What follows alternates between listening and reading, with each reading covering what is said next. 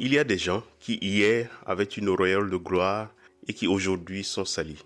Un jour, nous célébrons Mbappé comme un dieu et le lendemain, il nous donne envie de l'envoyer au diable. L'abbé Pierre, qui défraye la chronique en France en ce moment, en est un autre exemple, passé de la gloire à l'épouvante, du sauveur des peuples au sale type damné.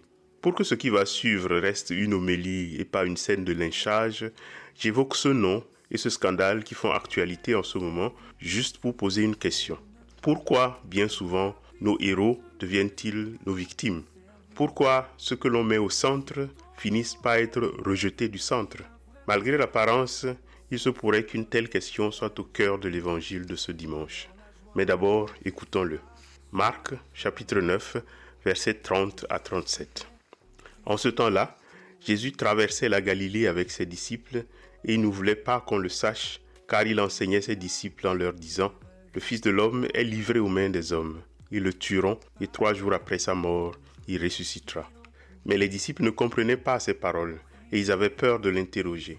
Ils arrivèrent à Capharnaüm et une fois à la maison, Jésus leur demanda « De quoi discutiez-vous en chemin ?» Ils se taisaient, car en chemin, ils avaient discuté entre eux pour savoir qui était le plus grand.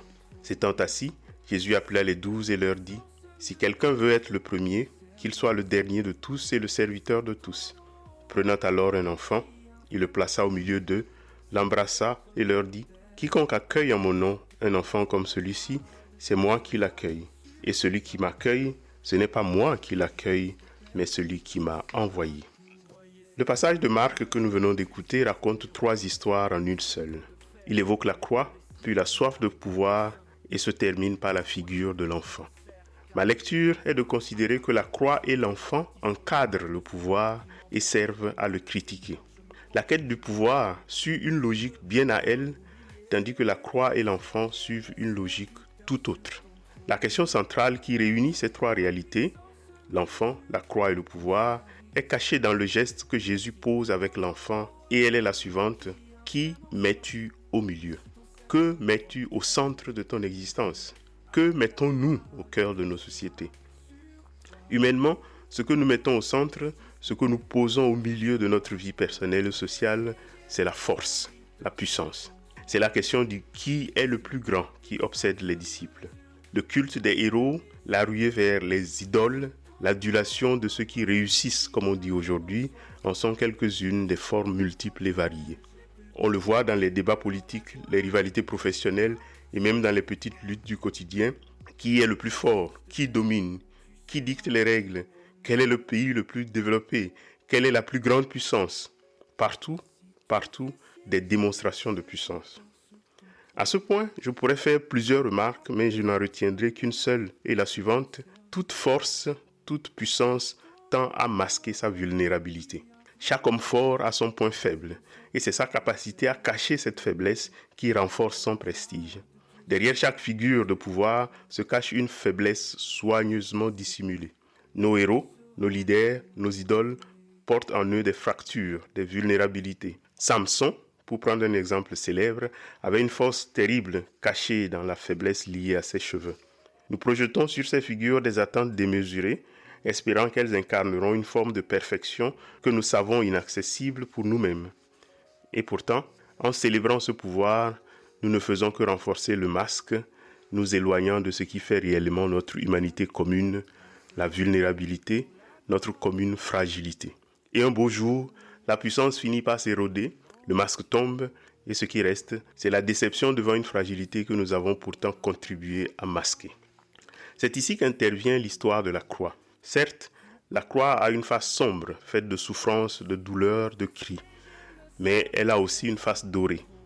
Le crucifié ne fait pas que subir, il accepte de livrer sa fragilité et sa vulnérabilité. Jésus a été crucifié nu, sans vêtements, comme quelqu'un qui n'a rien à masquer. Il refuse ainsi d'être un héros en montrant clairement ce que les autres héros ont tendance à masquer. Jésus crucifié, c'est l'anti-héros qui ne cherche pas à accumuler de l'influence ou à impressionner par sa force. Ici, on a un chef, un roi, qui ne cache pas sa faiblesse suprême, qui est d'être nu et d'être mortel.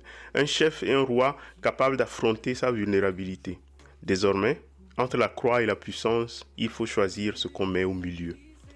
tant que ce qui est au milieu est la puissance et la force, compétition et violence sont notre promesse.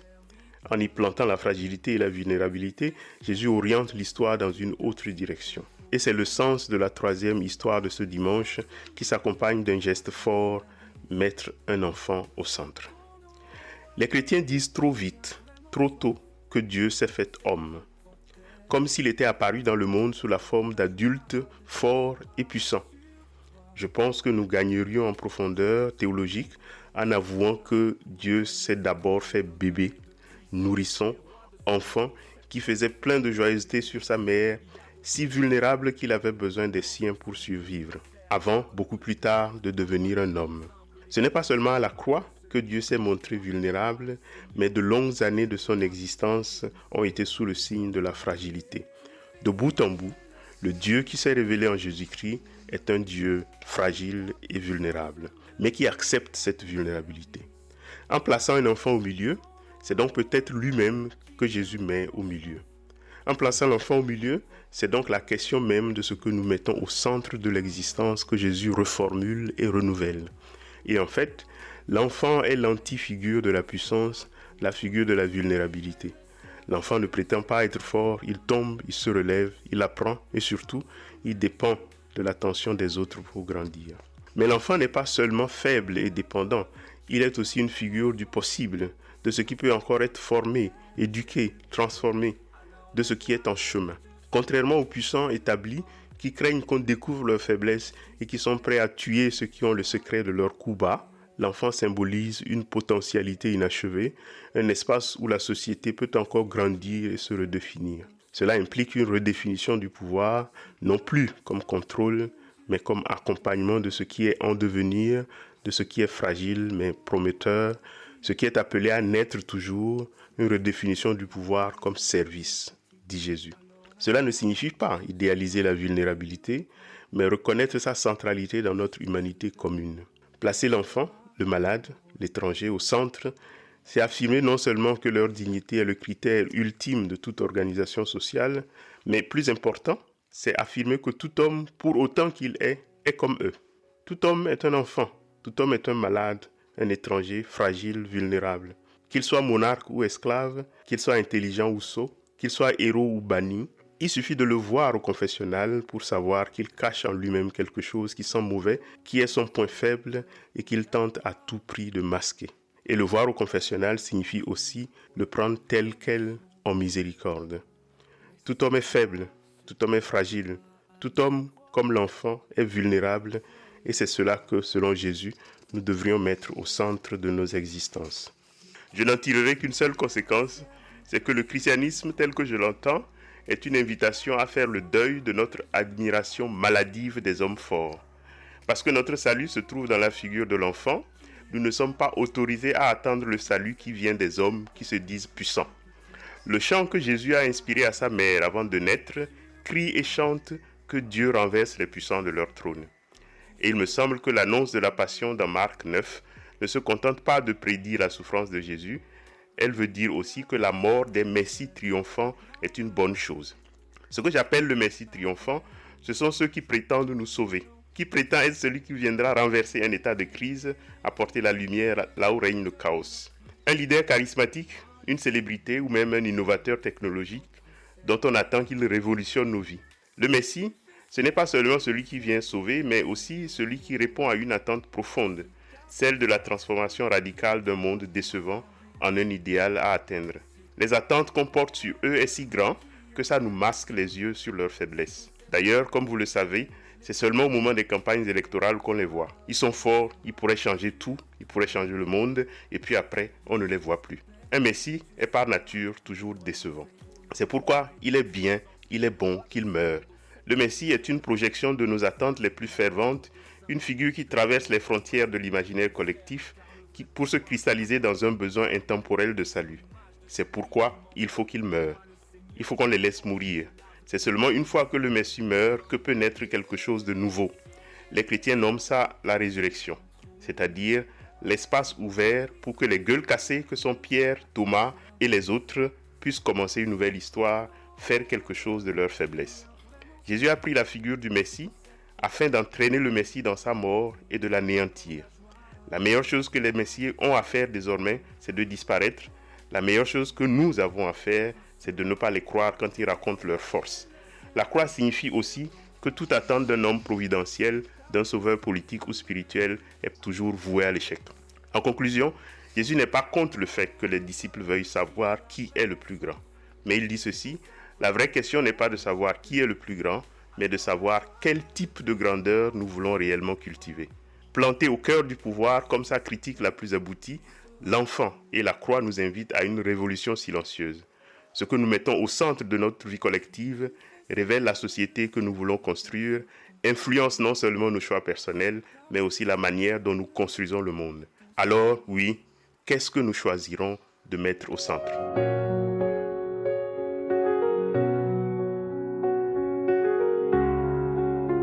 Les apôtres avaient le cœur pour la gloire, des pas lourds sous le poids de l'ambition. Mais sa gloire se donnera à la croix.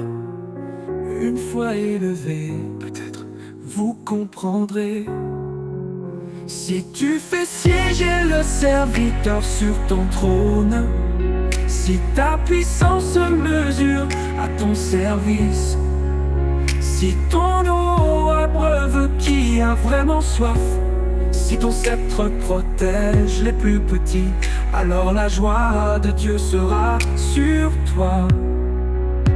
De justice, de paix, tu seras couronné.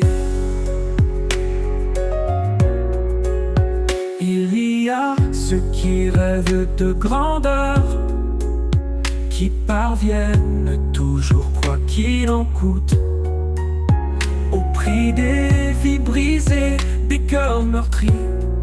Moi le Seigneur, je me fais votre serviteur.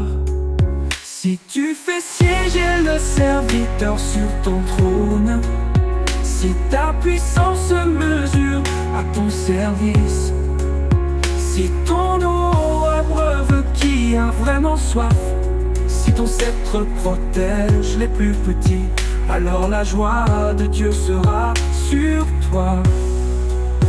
De justice, de paix, tu seras couronné. Voyez ces trônes d'honneur et de puissance, les rois de ce monde au sceptre de fer. Mais pour les siens, il a d'autres desseins. Que le plus grand soit celui qui vous sert, car le vrai pouvoir appartient aux humbles. Les petits sont l'image de celui qui m'envoie. Et moi le Seigneur, je me penche et je lave les pieds poussiéreux des hommes oubliés. Si tu fais siéger le serviteur sur ton trône, si ta puissance se mesure à ton service, si ton eau abreuve qui a vraiment soif, si ton sceptre protège les plus petits, alors la joie de Dieu sera sur toi.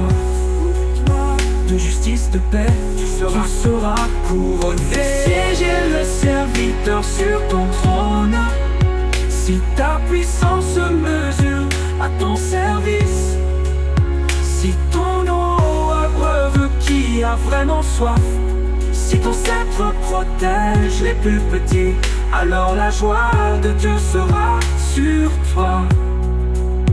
De justice, de paix, tu seras couronné.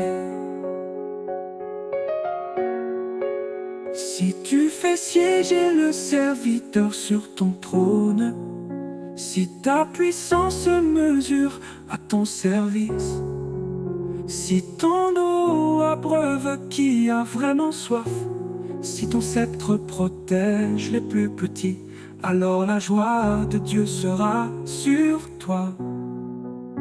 De justice, de paix, tu seras couronné.